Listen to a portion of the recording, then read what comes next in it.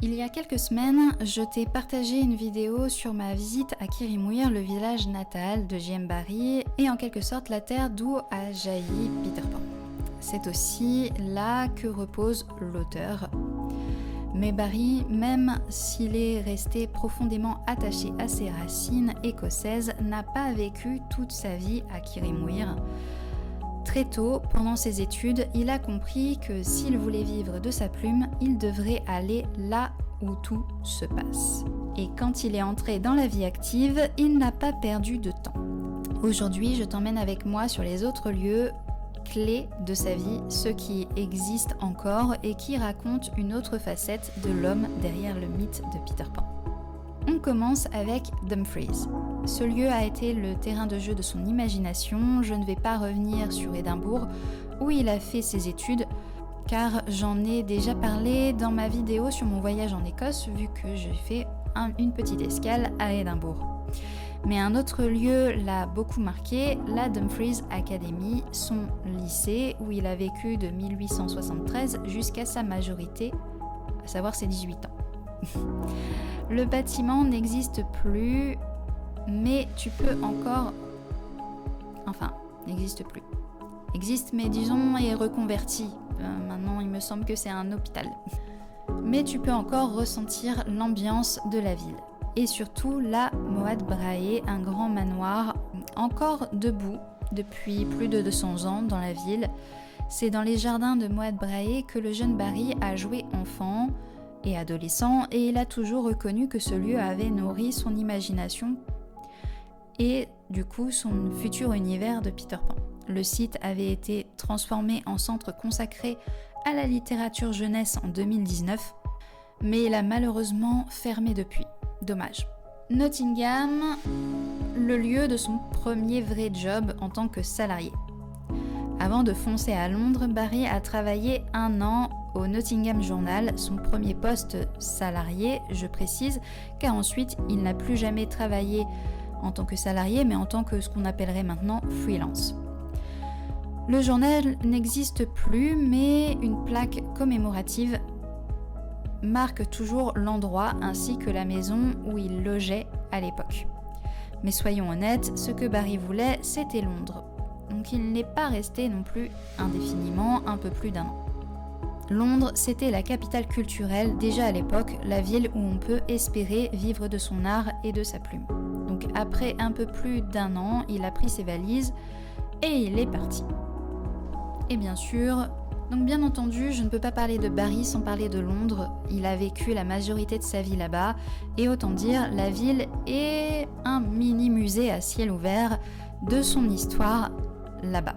Kensington Garden en est le cœur battant et très imprégné aussi de cet univers de Peter Pan. Je te conseille de regarder les jardins avec la carte redessinée par Barrie dans Le Petit Oiseau Blanc. Je te la mets à l'écran. Perds-toi dans les allées, laisse-toi happer et bien sûr, tu tomberas sur la statue de Peter Pan, érigée dans la nuit du 30 avril au 1er mai 1912. Un peu comme par magie, c'était du moins la volonté de l'auteur. Une surprise offerte par Barrie aux enfants, aux promeneurs et au parc qui avaient tant compté pour lui, notamment dans son écriture du Petit Oiseau Blanc. Ces différentes maisons, à quelques minutes à pied des jardins, tu trouveras le 133 Gloucester Road. Barrie y a vécu de 1895 à 1900, plus ou moins. Une plaque marque l'adresse. Puis, avec sa femme, il a déménagé à Leinster Corner, 100 Bayswater Road, où ils ont vécu jusqu'à leur séparation en 1909. Ensuite, il s'est installé à Adelphi Terrace, au bord de la Tamise. Pas de plaque ici, il me semble pas, mais l'immeuble existe toujours. Tu peux voir les façades, mais ce sont des logements privés, donc impossible d'y entrer.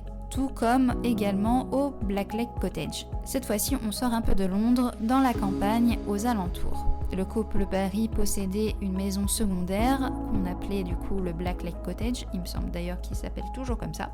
C'est l'époque à laquelle, grâce au jeu avec les enfants Lewis Davis, Barrie commencera à créer les personnages de Peter Pan. La propriété existe encore aujourd'hui, rénovée bien sûr, plus moderne, depuis. Mais elle reste toujours privée bien entendu, à moins d'un accord des propriétaires, vous ne pouvez pas rentrer dedans.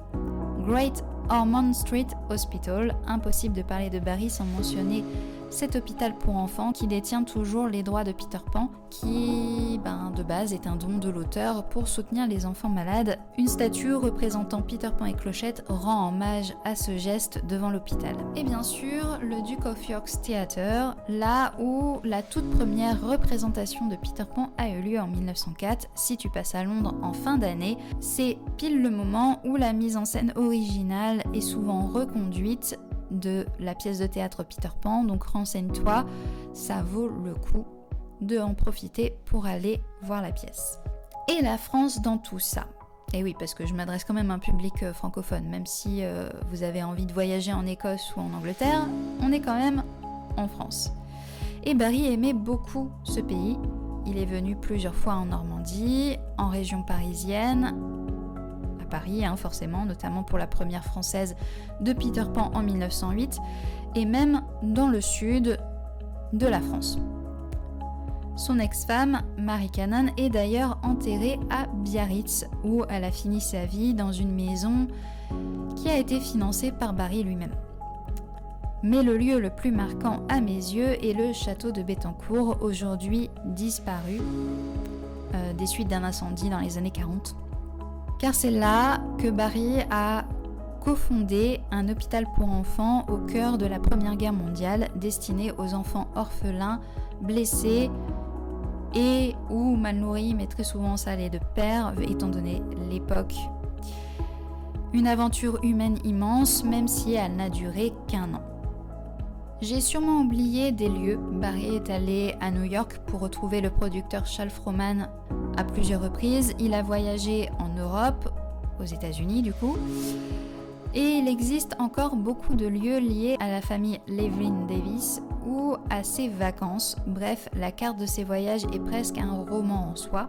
C'était pas quelqu'un forcément de si plan-plan qu'on l'imagine et qui n'a pas bougé de chez lui de toute sa vie. Et toi du coup, dis-moi en commentaire quel lieu t'a le plus surpris et lequel tu rêves de voir en vrai. On se retrouve très vite pour une prochaine vidéo. À bientôt!